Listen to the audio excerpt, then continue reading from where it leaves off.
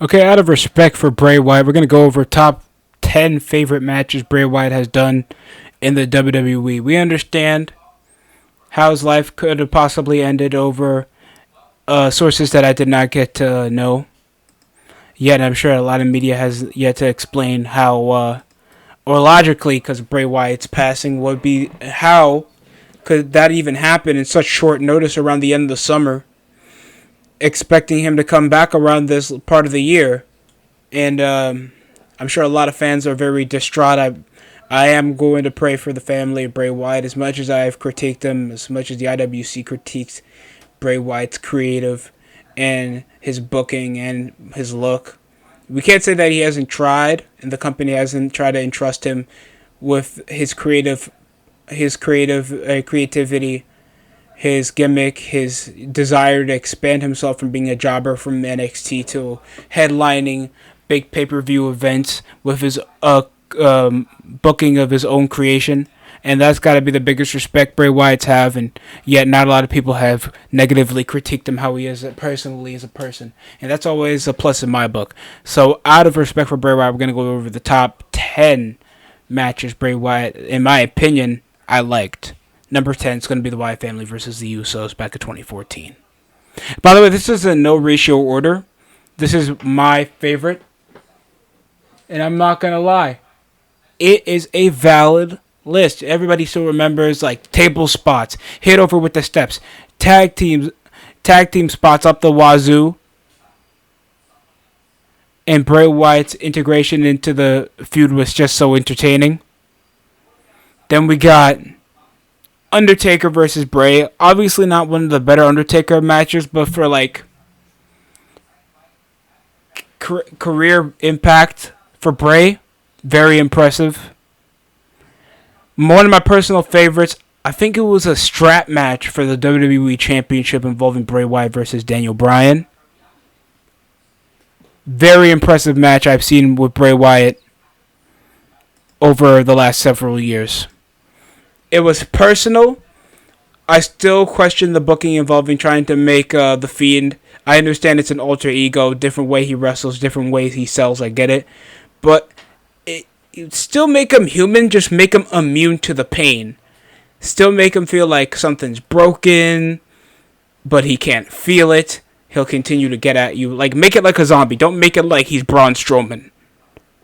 But entertaining. He no-sold Daniel Bryan's shit like a boss. And it was one of the better Daniel Bryan matches that he had over that good gimmick he actually had that he was still questioning.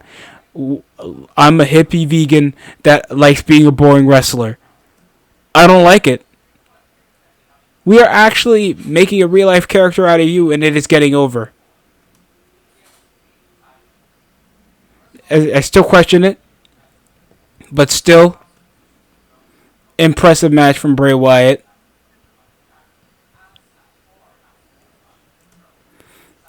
Out of like number 8, because I think I did number 10 backwards.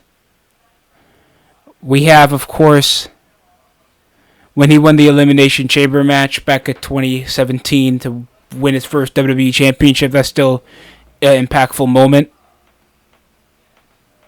Very impressive.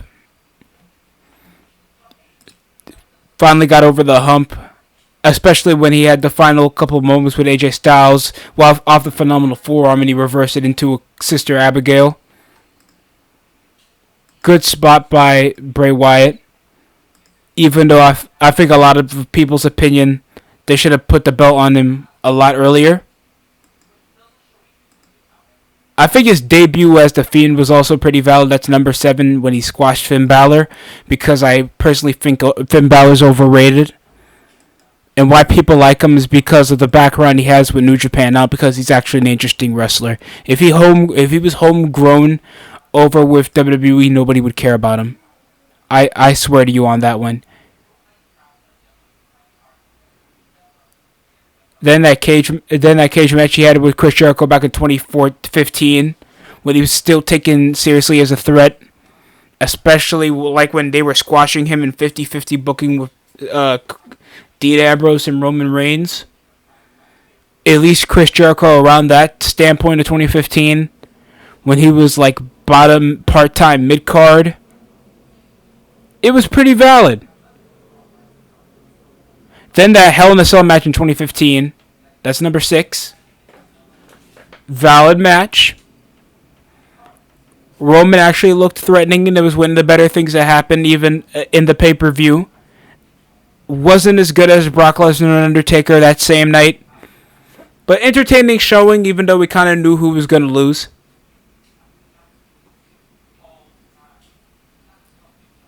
Daniel Bryan versus Bray Wyatt back at the Royal Rumble.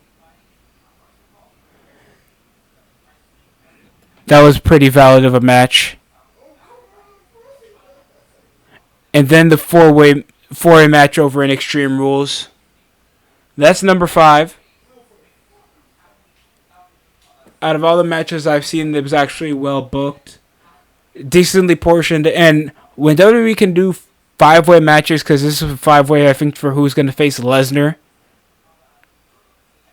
Even though this is, I think, this is right after Samoa Joe beat Reigns.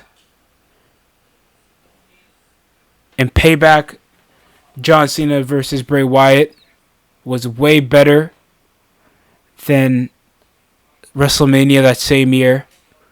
And I think they had a rematch at Extreme Rules. Pretty valid. And you know what? For you guys, I'm just going to put Firefly Funhouse at number 3. Forget it. I'm going to put the Firefly Funhouse match back at Mania 36. That was actually a fun match. I don't know why they put Matt Hardy versus Bray Wyatt in here, by the way. That was not a fun match. They were trying to redo the magic that was the Final Deletion match back at 2015 when Matt Hardy came back with the Decay against the Hardys. And Jeff Hardy versus Matt Hardy, but that didn't happen because WWE was hamming the shit out of all of it with inside jokes that wouldn't matter, and they even tried to do it in AEW.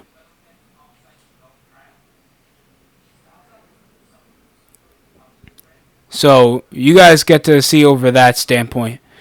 Even like Fiend versus Seth Rollins back at Crown Jewel was a way better match than what we saw in Hell in a Cell. And this is a rematch after people questioned the booking that ended up in Bray Wyatt, of course, losing, winning by DQ at Hell in a Cell. But we're not talking about the worst matches.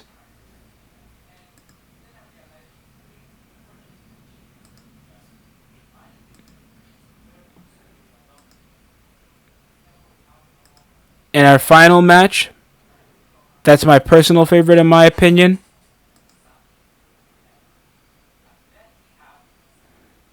I'm not gonna say of course, but it involved Bray Wyatt, was the SmackDown versus Raw Survivor Series tag team match. Even though everybody took apart, Bray Wyatt didn't have much of a showing, but he had some valid spots. But those are like the most memorable matches you could see out of Bray Wyatt. Unless you want to count WrestleMania 30 that he lost. But he looked overall interesting. You gotta respect the gimmick that he's always tried to portray. At least he tried to bring something new to the table every time he returned instead of the ham-fisted swamp cult leader that I know everybody wanted to bring back. But you want to spice things up to make sure the television, the show is still interesting. So you can't deny, Bray Wyatt hasn't tried to at least try to keep you over in attention. And every time he returns over in the show, he does something to make sure that he's a major part of what's going to happen on Raw when Bray Wyatt comes back. And sadly, hopefully we get explanation. I've been guessing for days. It's been possibly contrived health issues or COVID. And hopefully JoJo's doing well with the kids. Bo Dallas as well. I understand it's not right knowing that Terry Funk and Bray Wyatt died in the same month. And this has been happening frequently. I understand we lose legends all the time. Everybody has the time to go, but we understand a little bit inside of us that